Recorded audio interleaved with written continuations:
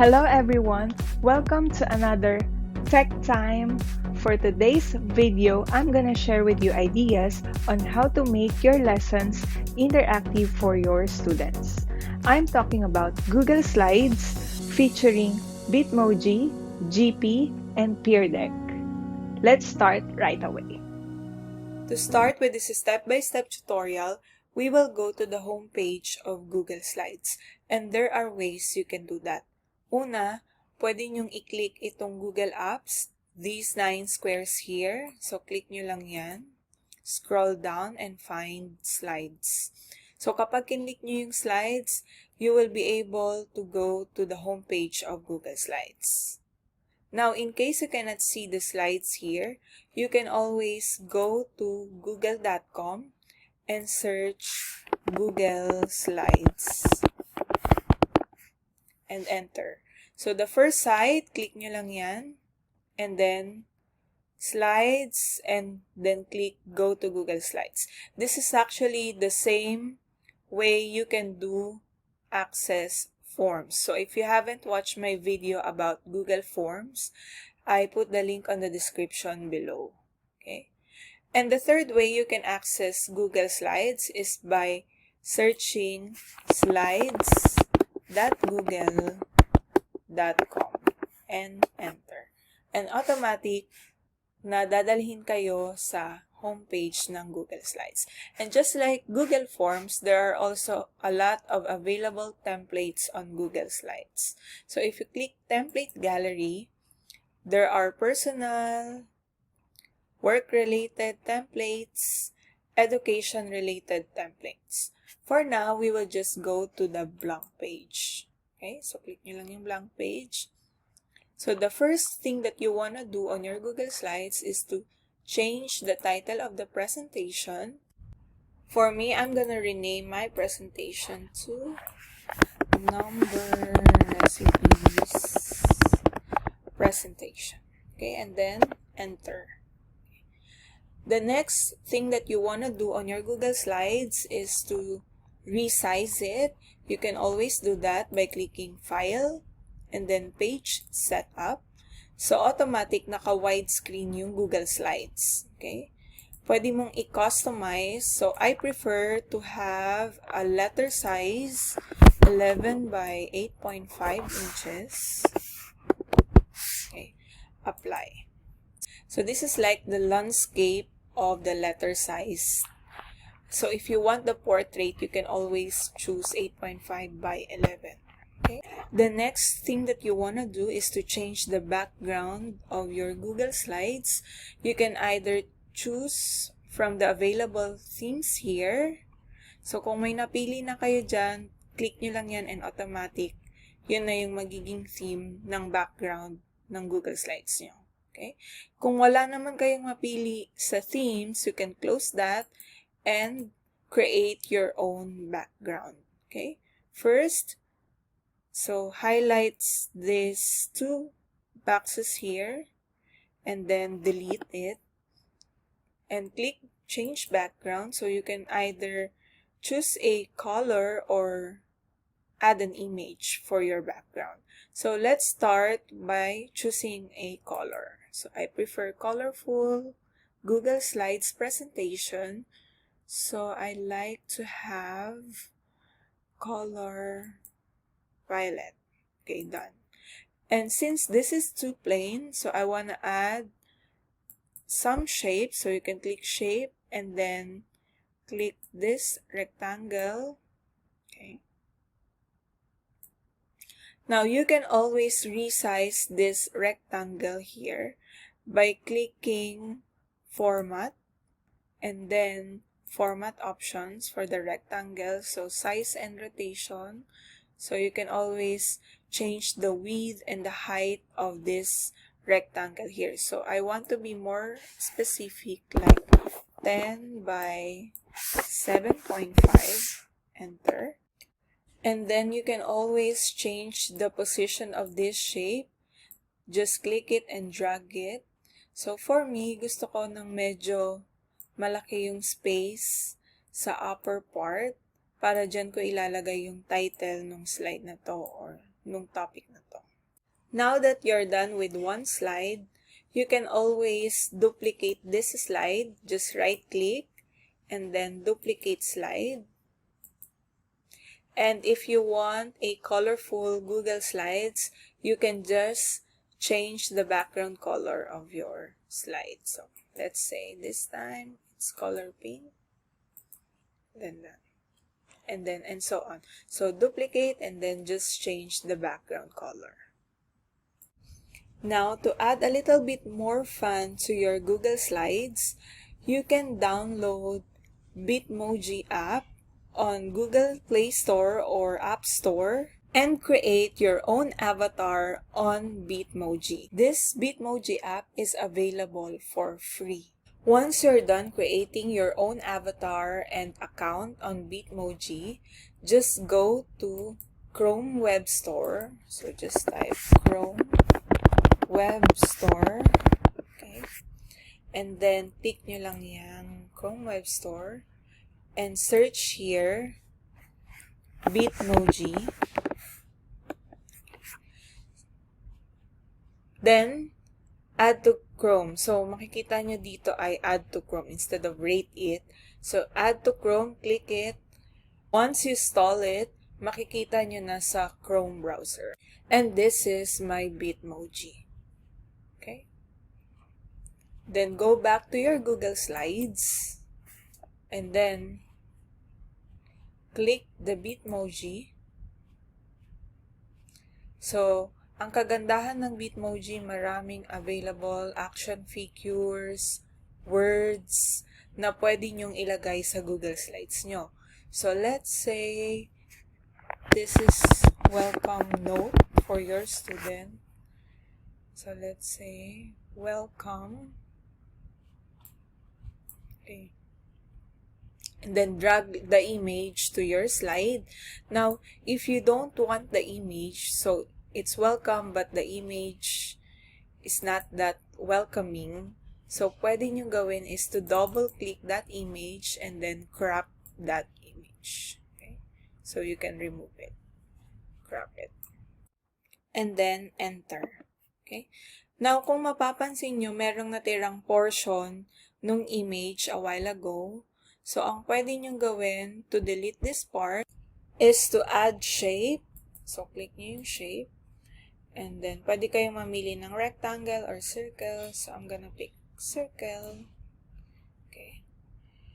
And then, reposition it.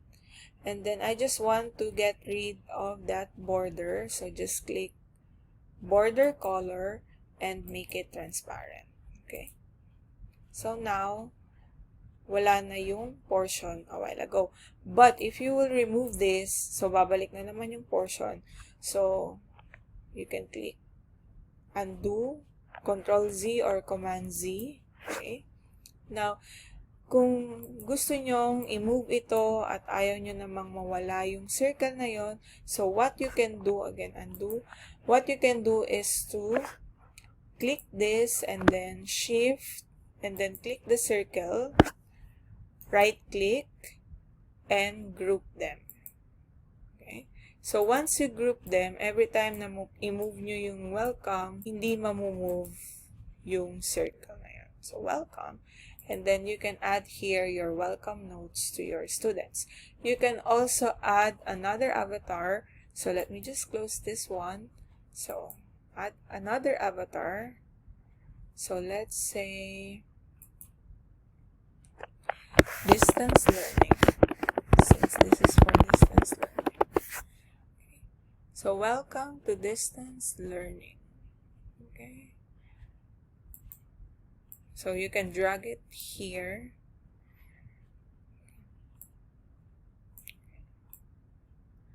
So, if this is for your distance learning. And then, you can add something here for your students by adding text. Okay. So, add text. And then, your notes for your students. So, you can always choose a design for your text. So, if you want a border for your text, you can choose border color, and then let's say you want it to be black. Now, kung gusto niyo naman na medyo makapal yung border line, you can always change the border weight. So, you can pick from 1px. So, let's say 3px. Click and then change border to 3px. Okay? And again, you can write your notes here for your students, like a welcoming notes for your students. You can change the size of your notes. So just click here or choose a size if you want it to be bigger or smaller, if you want it to be bold or not, if you want it to be underlined or not. And what else? If you want to change the font style from Arial to Comic Sans, you can always do that. So just like how you can do it on Microsoft Word or PowerPoint. Now let me add another slides. So you can click new slide here or right click and then new slide. Or again, you can always duplicate your slides. So if you want the same style, what I will do is just to duplicate that slide, and I can rearrange it. I can put the second one here and the third one. So duplicate again, duplicate, and then just change the color background for my slide. Okay, so let's time. Another thing I like about Google Slides ay pwede ko nang gawin yung lesson ko for the whole week or activities ko for the whole week. So, ang ginagawa ko lang ay lalagay lang ako sa isang slides ng days of the week. So, you can either create your own, like add shape. Okay. So, create a shape. So, let's say Monday for Tuesday, Wednesday, Thursday, Friday. And then you can add text box here. And then you can write here for Monday. So, just change that font style. So, let's say this time it's Georgia. And change the size and put it in center. So you can do that. And then you can link this Monday here to the slides for the Monday's lesson.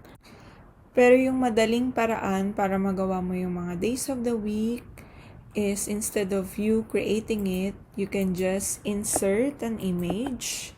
So I will just delete this one. So insert and then image. So you can either upload from computer or search the web or drive photos and so on. So I will just search the web. So isa yun sa feature ng Google Slide. Instead of you adding another tab, you can just search here. So let's say days of the week. So meron ng mga available picture for Monday, Tuesday, and so on. Now, you wanna make sure that when you drag it here, it will be transparent. So, in this case, meron siyang white background. So, you can also search transparent days of the week. So that, pag dinrag nyo siya, meron ng mga available transparent days of the week. Okay? So, Monday, Tuesday, Thursday, Friday, and so on. Now, you can again crop this image. So, double click and then just crop it. So, let's say you just want the Monday. Okay. Monday. Okay. And then enter. And then reposition it. So, you just want to put it there. And then drag another days of the week. And then the same process, so crop it.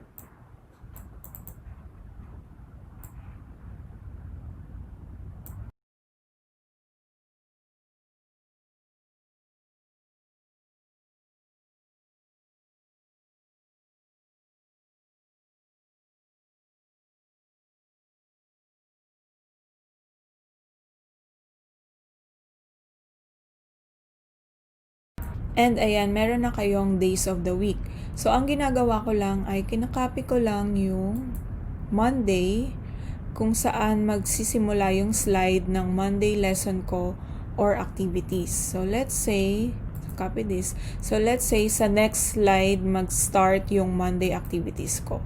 So, I will just paste Monday here. Okay. And then, go back to the third slide. And then, ililink ko lang itong Monday na to doon sa slide kung saan mag-i-start yung Monday lesson ko. So, just click this Monday, insert, link. So, you can insert within the slides in this presentation. So, let's say slide 4 mag-i-start yung Monday ko and I will just link this Monday to slide 4. So, every time na i-click mo yung Monday, magpupunta siya dun sa slide kung saan mag-start yung Monday lesson mo. And then, apply. Okay? Same goes to my Tuesday. So, let's say nasa 10th slide yung Tuesday ko mag-start. I will just click this Tuesday and insert link and link it to the 10th slide. Okay? And so on. Now, let's say sa Monday, gusto mong magpanood ng video lesson sa estudyante mo. So, you can insert video, okay? And then, you can search here the video that you want your student to watch. Or you can also search by URL. So, if you want to search by URL, so, para sigurado kung ano yung video na mapapanood nyo sa estudyante nyo, so, let's say you search on YouTube, so, just copy the URL and paste it here. And then, click search. And then, select this video. Okay. So, you will be able to see the video here. And you can resize this video.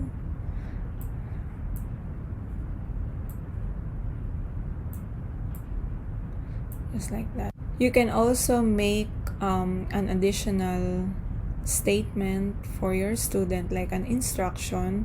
So, halimbawa, gusto mong ilagay dito, please watch this video and complete the activity on the next slide. So, kung gusto mong gawin yun, pwede mo namang i-copy na lang yung text box na ginawa mo dito kanina. Okay, so just right-click and then copy. And then just paste it here. Or you can always design. Again, you can always search image and design for it. But for now, I will just make a text here to instruct my student to watch the video and complete the activity or the task on the next slide.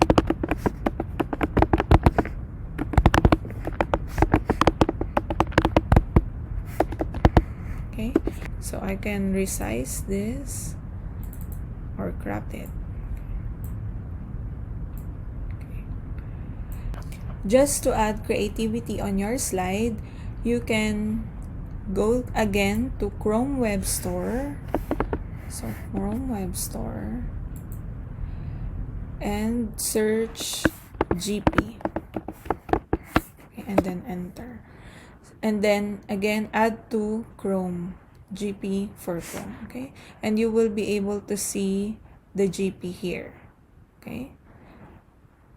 So, go back to your slides. So, click here the GIPHY. Let's say you want to add a moving arrow. So, just type arrow. Okay, so, marami ng available arrows here. And if you drag it on your Google slide, so, kung mapapansin nyo, may white background yung arrow nyo. So, pwede kayo uling mamili. So, let's say delete that. Go back to GIPHY. So, let's say we just want a transparent arrow. Okay. And let's see. So, let's say this one.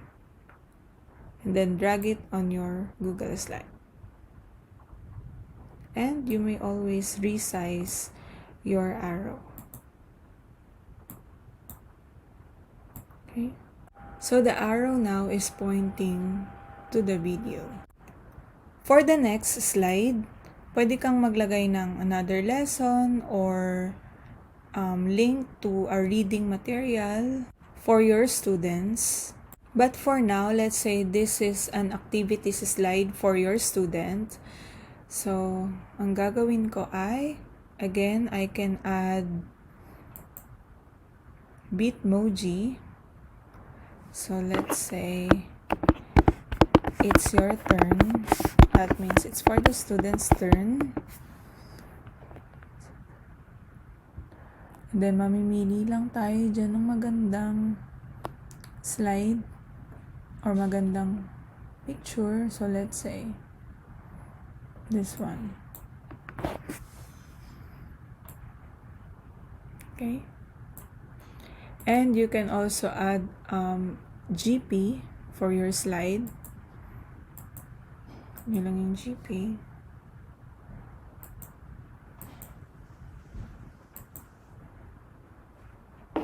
Okay. And then let's say you can do this. Okay. So let's say this one.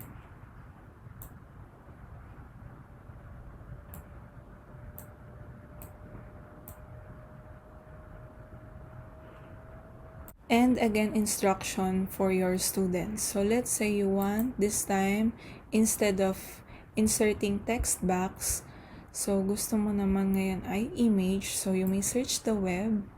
So let's say transparent board. Okay. And then pwede ka nang mamili dito kung ano yung board na gusto mo. So let's say this one.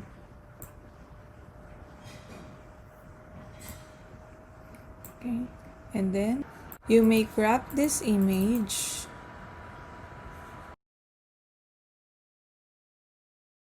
and then resize this image.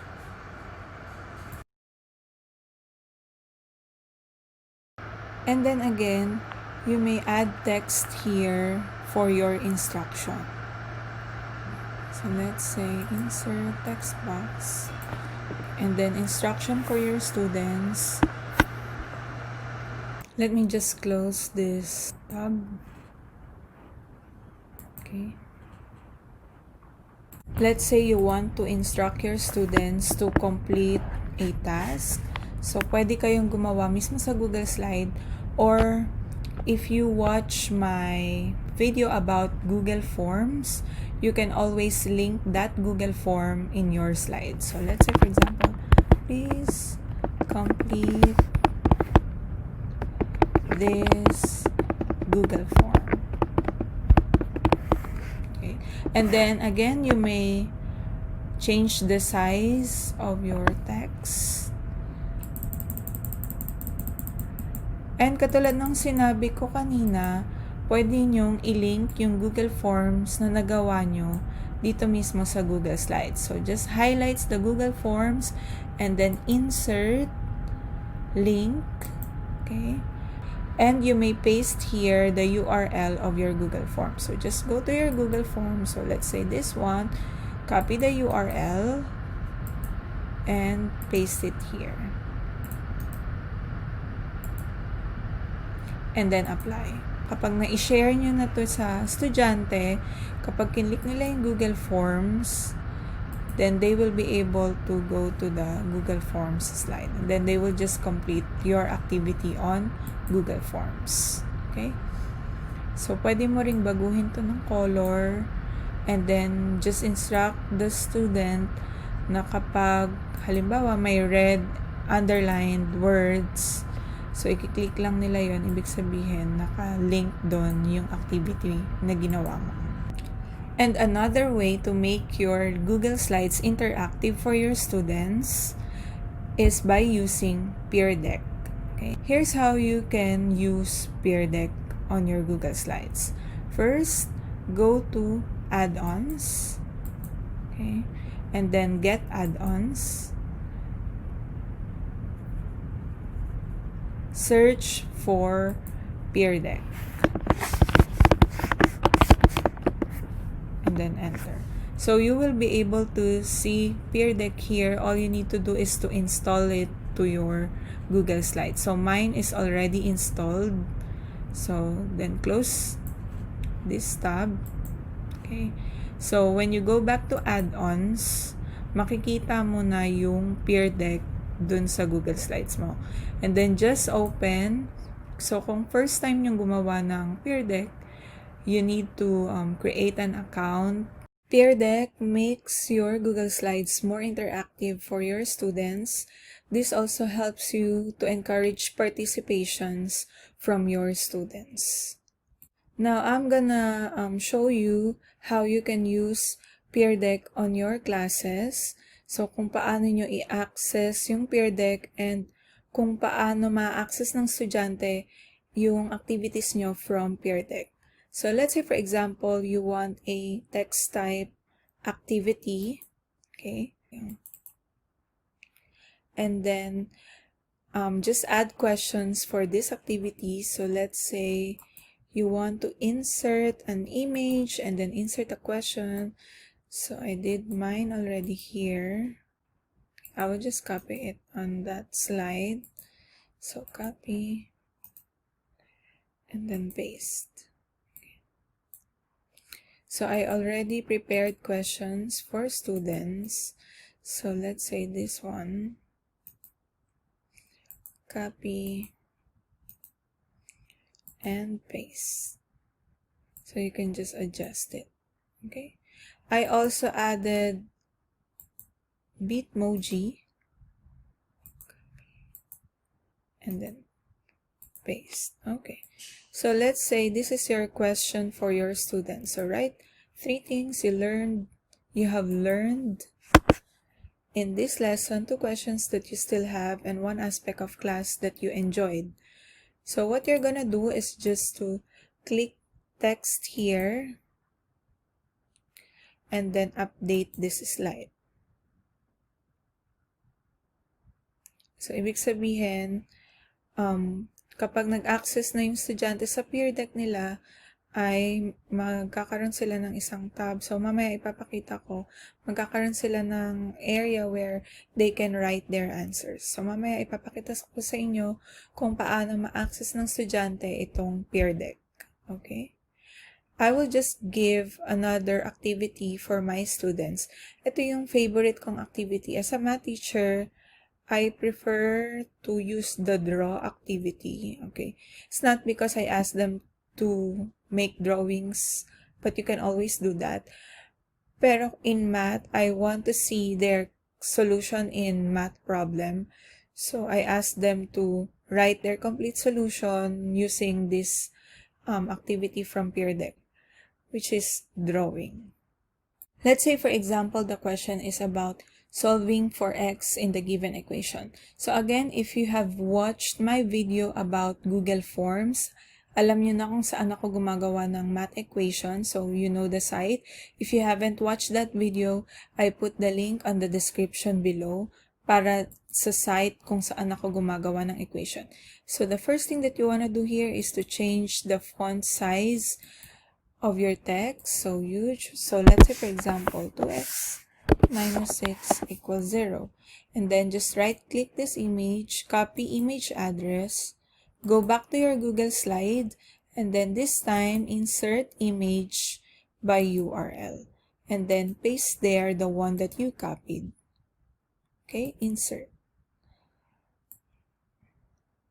And you can always adjust the size of your image. So let's say I want my student to answer this particular question.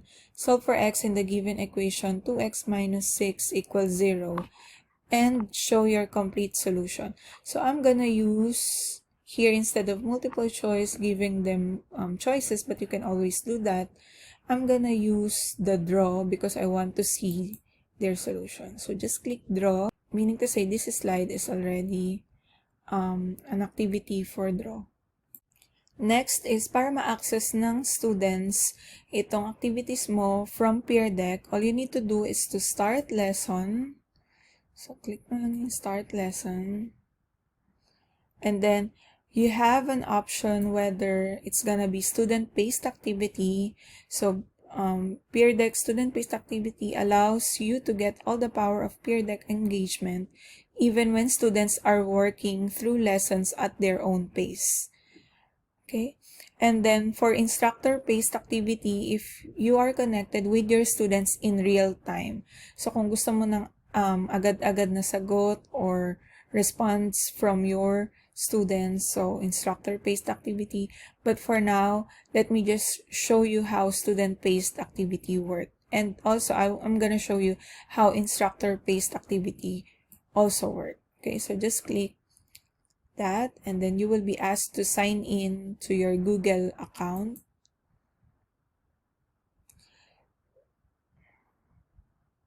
So you may either view this using your computer, or you can also use your phone or tablet to access this Peer Deck. Now, i-share nyo lang yung link, so just copy the link, share the link to your students, or you can also share this to your Google Classroom if you already have one. Now, I might gonna have another video tutorial for Google Classroom kung saan pwede nyo nang may pagsama yung Google Slides and Google Forms sa isang platform. Okay? So, for now, let's try copy link, and then suppose you send that link to your student. So, student will click that link. So, okay, suppose kinlik yung link and enter. And then, he or she will be asked, how are you feeling today? So, pwede niyang sagutin, smile or sad, or he may skip it. So, ito yung isa sa mga tanong na ginawa natin kanina. Write 3 things you have learned in this lesson, 2 questions that you still have, 1 aspect of class that you enjoyed. So, students may answer these questions on this text box. Okay. So, answer here. Okay. And then for the next question, solve for x in the given equation. Show your complete solution. So here, this activity is drawing, but instead of drawing picture or an image, so I asked them to show their complete solution. So pwede silang mamili ng kulay. Let's say for example, color blue. And then solve lang nila yung equation. 2x minus 6 equals 0.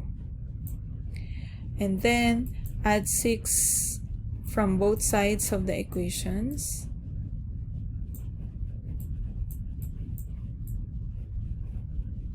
Okay. So you will have here 2x equals 6, and then by dividing both sides by 2,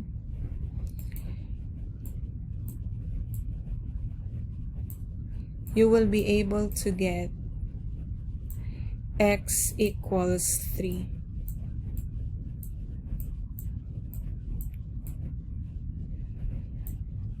So that's why I choose draw activity for this particular question, because I want to see the complete solution of the students. Ngayon, paano nyo naman makikita yung mga sagot ng estudyante nyo? So, pwede kayong bumalik dun sa Peer Deck account nyo. Just go to teacher dashboard. So, meron ng 1 student na nag-respond, si number recipe subscribe ay nag-respond na. And then, makikita nyo yung sagot ni number recipe subscribe. So, this one answer here. And this is his or her solution from this particular question. Okay? Now, if you want a live session for this particular activity, you can always give this code to your students, and then student will just use his or her device, so phone or cell phone will do.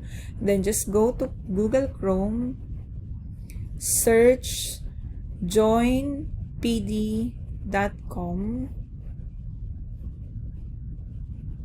Okay, joinpd.com, and he or she will be asked to sign into her Google account, and then just enter this code QNYAM, and he will be asked to sign into his Google account.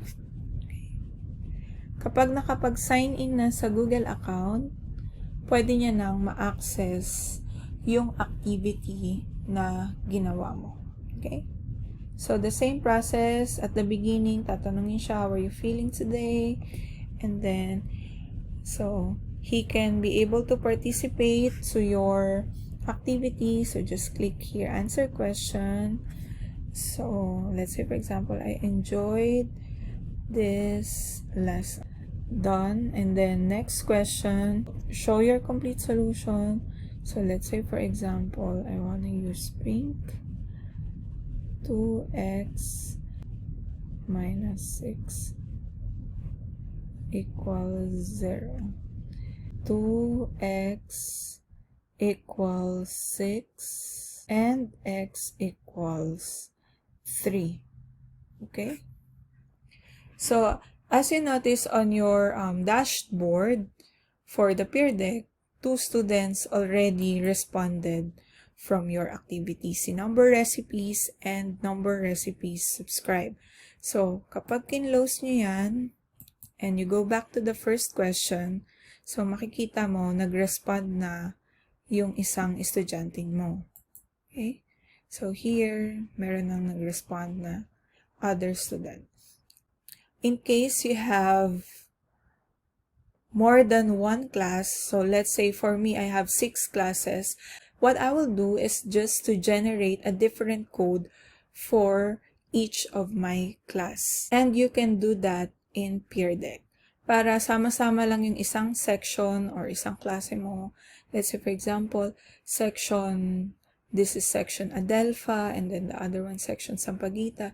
So, sama-sama lang lahat ng answers ng mga students mo from the same section. So, you can always generate a code for each section. And again, on Peer Deck, there are other activities like choice, number, website, and draggable. So, pwede nyo siyang i-explore. Pwede nyo i-explore at home. And kung ano yung mag-work for your particular topic. So, kayo ang nakakaalam as a teacher kung ano yung best na mag-a-apply dun sa lesson nyo for your students. And again, these are just some tips to make your Google Slides fun and interactive for your students. Meron pang ibang pwedeng ma-explore sa Google Slides, which I will talk about on my next video. Thank you for watching this video. I hope you have learned today. Please feel free to use this video and share to others. And don't forget to like this video, click subscribe, and turn on the notification bell for more updates.